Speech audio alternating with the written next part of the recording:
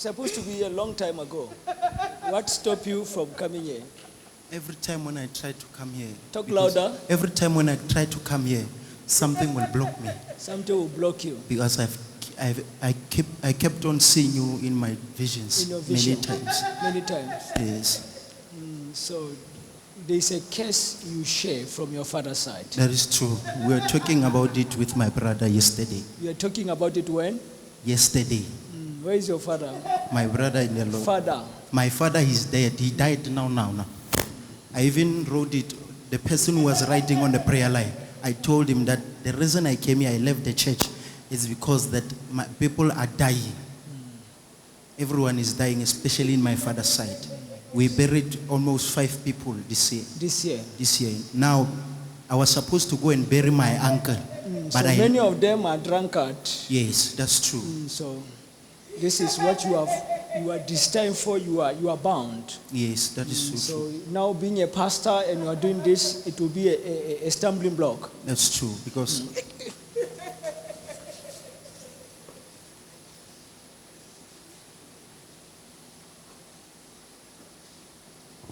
In the mighty name of Jesus.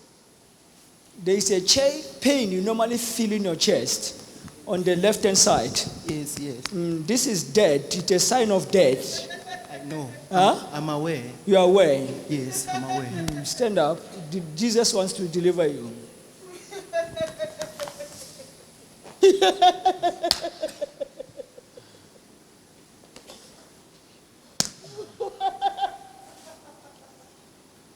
Out! Out! In the mighty name of Jesus. Father, we thank you. Holy Spirit, we thank you. In Jesus Christ's name, you are free.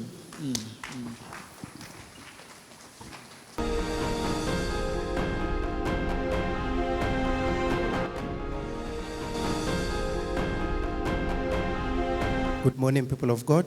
My name is Pastor Paseka Buti from Velcom.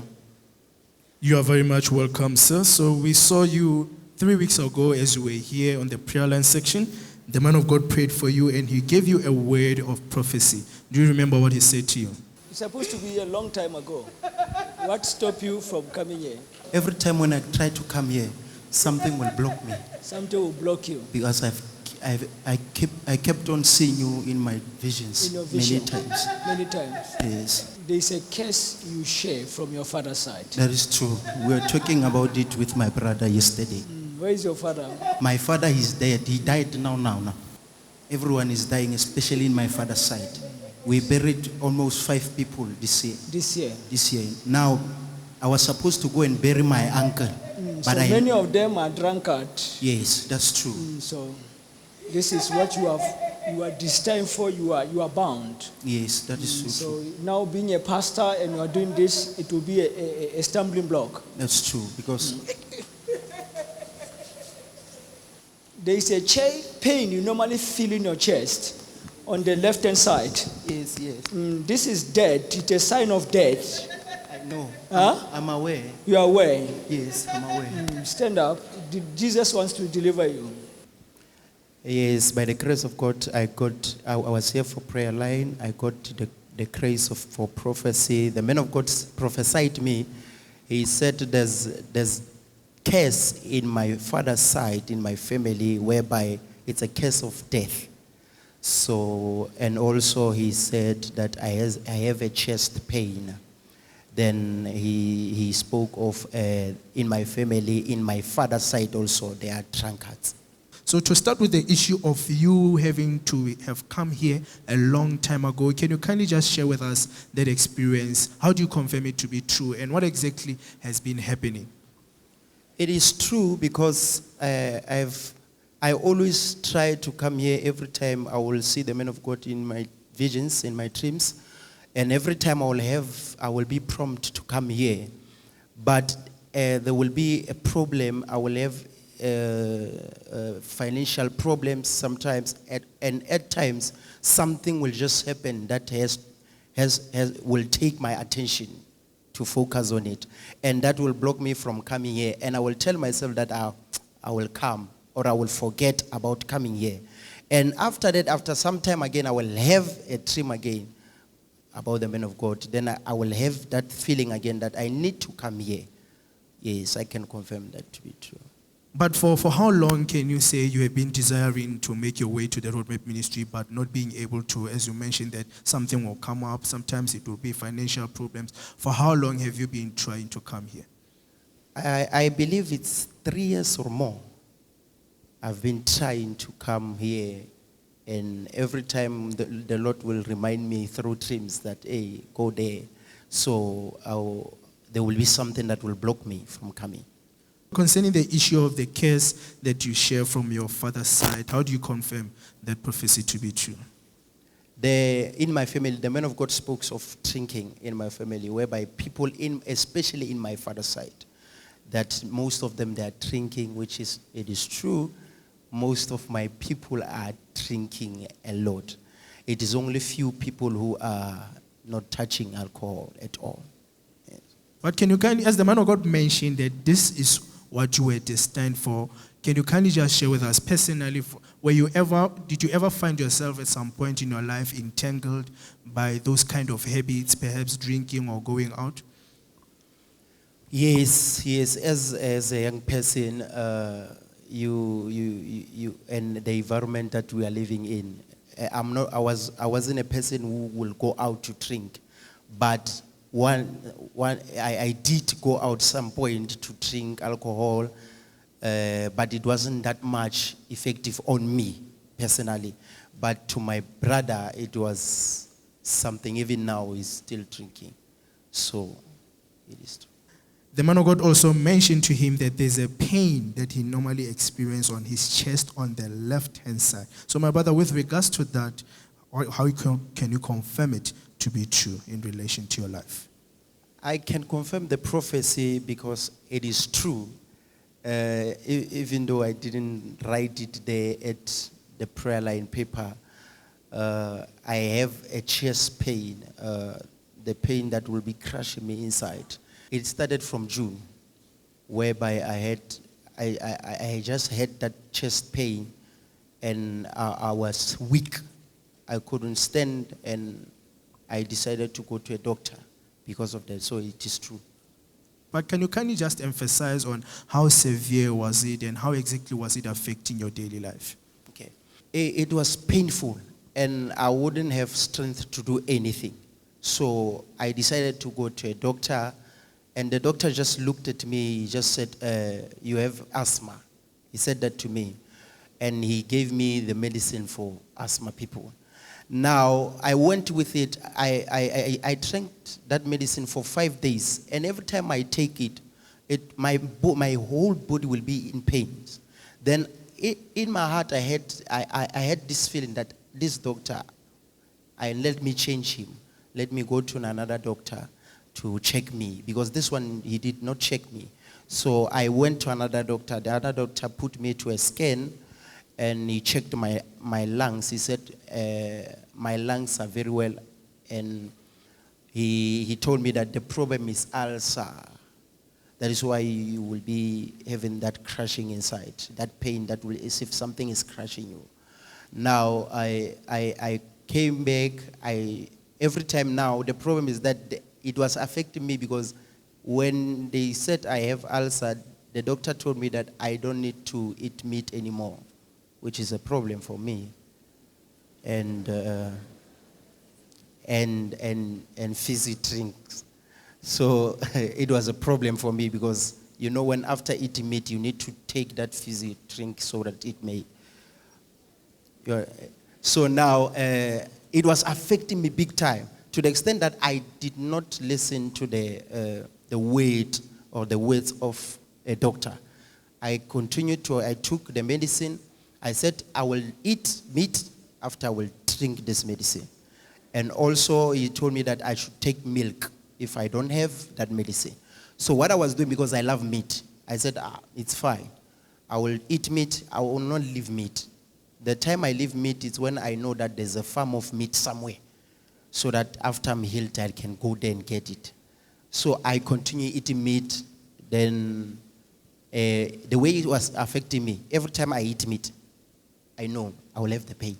Meaning every day, I'll have the pain. I will need to drink that medicine.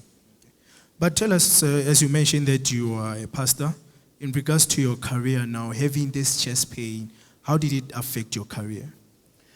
Yes, this at church, it was not manifesting I didn't see have any signs of it.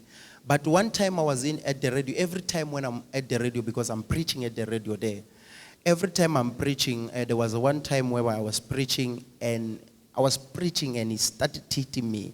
I felt that sharp pain there. Then I had to stop because I can't continue. I'm losing strength. If it comes, I lose strength.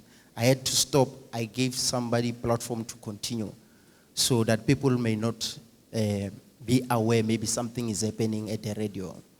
Yes. But what exactly, as man of God mentioned that you were supposed to be here long time ago, this time around, what prompted you to come down to the Roadmap Ministry? It is the vision, and also that my father died, and also my uncle, meaning the brother to my father, just died. I decided to, no, let me leave this funeral because I'm the one who buried my father. So they asked me also and say, because my people, some of them, they are not going to church. They just said, you must bury, you know how family is.